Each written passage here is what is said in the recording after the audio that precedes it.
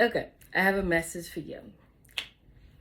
Imagine if you have a millionaire friend and you just met this friend, so you don't know a lot about him, but you know enough about him to know that he's generous, right? You know that he's nice. Well, let's assume this millionaire friend is he or she, depending on your sex, right? Okay, so I'll just use E, right, just for my own example. So you have this millionaire friend, and he is giving you access to live in his house for 5 days, and this house is this massive mansion. It's so cool that there are certain buttons that you can press in certain places in the house that would like do really nice things, like maybe make your pizza in 2 seconds, or make you get your food to you, or just something just like really really cool, like um home things that are really techy and would make life easy for you, or would turn your floor into a swimming pool, just really cool things like that. So he has this house that's just really nice, and it wants you to live in it for 5 days for free, without you having to pay for anything. But it gave you specific instructions, it gave you specific things to know, and that's all he told you. He said, um I can guide you around the house. Every day you wake up, I can guide you around the house. I can show you how all of these really cool things work. I can guide you. I'm always here to do that. But you don't have to ask me for help. You have that free will. You can just enjoy the house in freedom, and just enjoy its grace, literally, for lack of a better word. Just enjoy the whole thing. Just move around the house as you will. Or you can let me guide you every day you try to do things, so that I can tell you that about that cool button that you can press in the restroom that would do this fancy, really nice thing for you to make your life easy. So he gave you that information, just offering to guide you, but you have the will to not let him guide you as well. You can just move around the house yourself without him helping out. Then the second thing he told you, he said, I have 3 love languages, and it's words of affirmation, um, I have gifts, and I have act of service.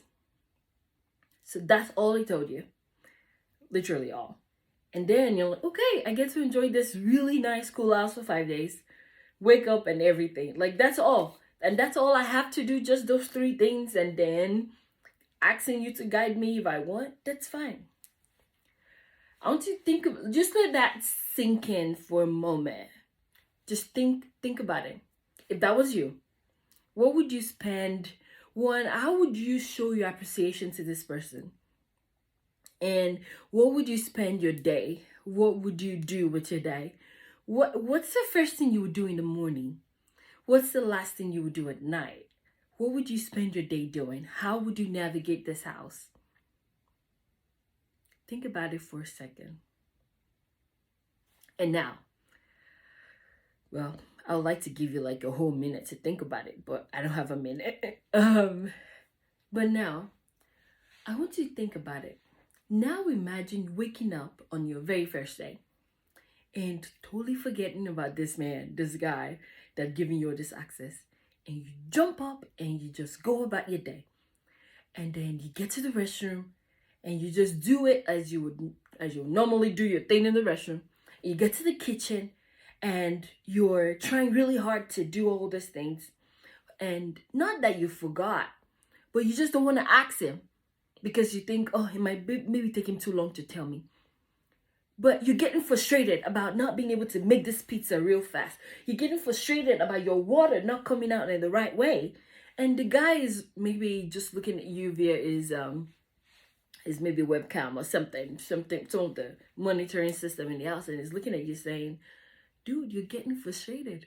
The only one of the instructions I gave you was, you can ask me to guide you if you want me to, and I'll tell you how to use those things, and you don't have to get frustrated. But for some people might just don't want to ask him because they think they can just figure it out. But remember, he owns the house.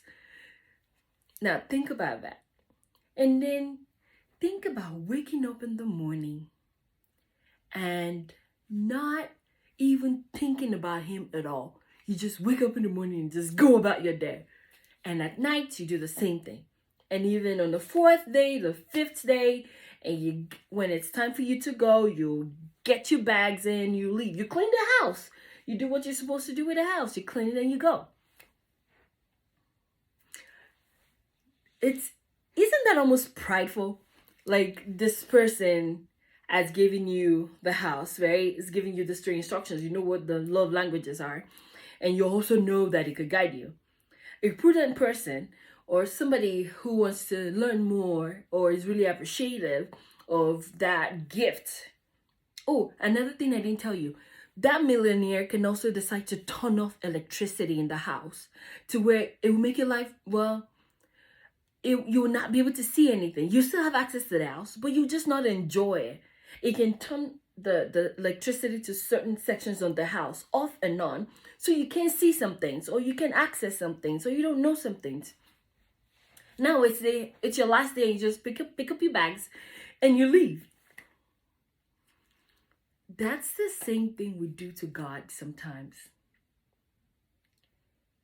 It's giving you life, and is wanting you to praise Him, pray to Him, ask Him for things, let Him guide you.